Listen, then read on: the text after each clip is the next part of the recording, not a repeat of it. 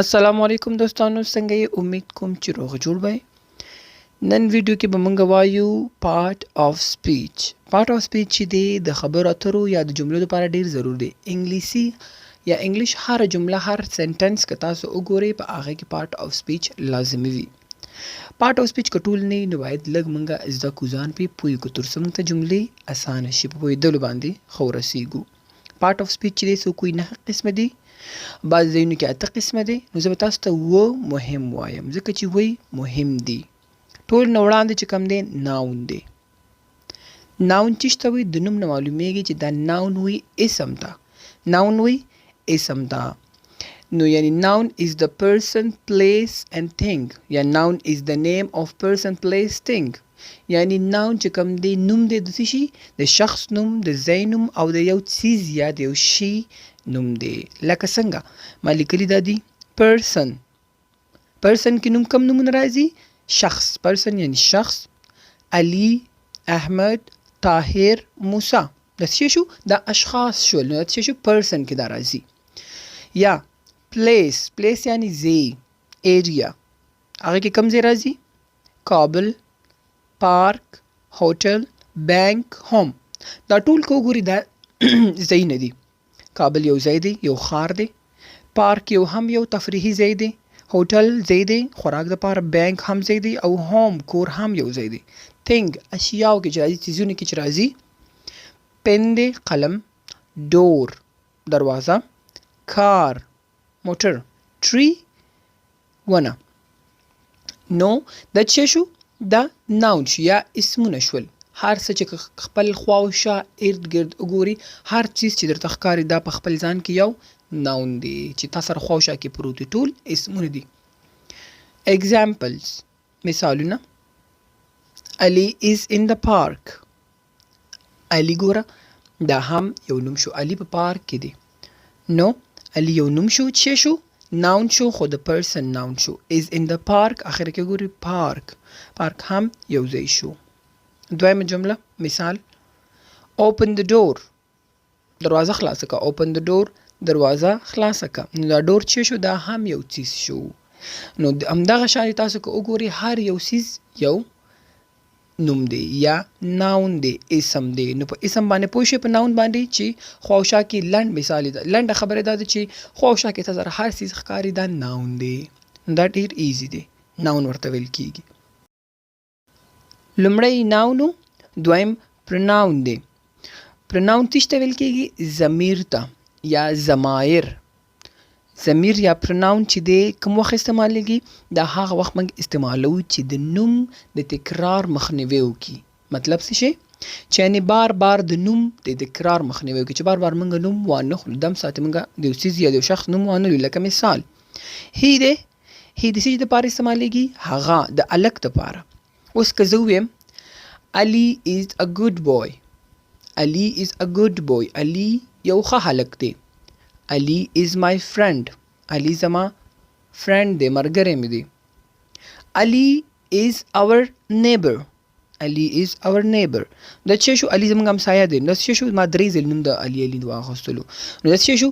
نو تکراري شو دا نوم، تکرار پکې راغی. نو پرناون دلته موږ استعمالوو چې د دې بار بار د دم ساتي د نوم د تکرار مخنیوی وکړي. لکه څنګه علی is a good boy. علی یو ښه هلک دی، یو ځل نوم شو. he is my friend. هغه زما ملګری دی. نو څه شی استعمال کو؟ he استعمال کړلو. د نوم په ځای he استعمال کو. څه شو؟ پرناون هم استعمال کړلو. he is our neighbor. he is our neighbor. هغه زموږ همسایه دی، زموږ ګاونډي دی. څه شو؟ نوم تکرار مخنیوی مو کړلو. اول ځل نوم شو، نو چې نور څومره د هغې باره کې ته خبرې کوې نو ته ورته he استعمالولی شي. صحیح شو؟ دې ته ویل کېږي پرناون. او دا سبجیکټ پرناون کې راځي. صحیح شو؟ دې ته وایي سبجیکټ پرناون. همدغه شانتې شي که د ښځې دپاره استعمالوي نو شي ورته استعمال کا. لکه د نوم تکرار مخنیوي دپاره شي شي شي یعنی دا ورته استعمال کوي. ایټ چې د بېجانه شي دپاره استعمالېږي. که یو ځل ووایي چې ما فلانکې شی واغوستو یا I bought motor کار، نو ته ویلی شي it is black color. دا تور رنګ دی. it نو تو سره it استعمالولی شي. I زه، دا زه هر وخت موږ استعمالولی شو ځان دپاره زه استعمال کم. we مونږ.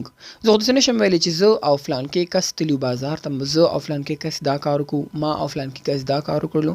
نو دې دپاره مونږ استعمالو، یعنی وي مونږ. زما په شمول نور کسان چې ما سره وي ورته ویل کېږي. یو ته، یو تا ته هم ویل کېږي، یو کس ته، او یو تاسې هم، یعنی چې ډېر کسان هم وي خو چې مخامخ وي درته نو هغې ته هم ویل کېږي یو. دی دوی، مخامخ د یو نه زیات کسان وي درته نو هغې ته ته دی ویلی شي، دوی دی. دې ته وایي سبجکټ پروناون. په دې باندې پوه شو چې نوم د تکرار مخنیوي لپاره استعمالیږي. آبجکټ پروناون، آبجکټ پروناون چې مخامخ یا نږدې در سره وي آبجکټ ورته ویل کېږي. his د هغه، his د هغه. هر د هغې، his چې دی د هلک دپاره استعمالیږي او هر د هغې د ښځې لپاره استعمالیږي. it د هماغه بېجانه شي دپاره استعمالیږي. I په ځای دلته می راغی آبجکټ پروناون کې، می یعنی زه. پښتو کې دا هم زه راځي. وی په ځای چې راغی آبجکټ پروناون کې از دا هم منګ یعنی منګ ورته راځي از. یو ته هماغه شان دی، او them هغوی. اوس راځو پوزیسیو پروناون یا پوزیسیو آبجکټ کې، اډجکټیو کې. پوزیسیو اډجکټیو کې چې راځي د دریم کې. دا ټول دا چې کوم آبجکټ پروناون دی د دې سره یو شی دی. هیز او هر دلته راځي، دا مساوي مې چې ورکړ یعنی همدغه شانتي یو شی دی. ایټ هم همدغه شانتي دی. می زه، او د بله کې چې دی مای یعنی زما.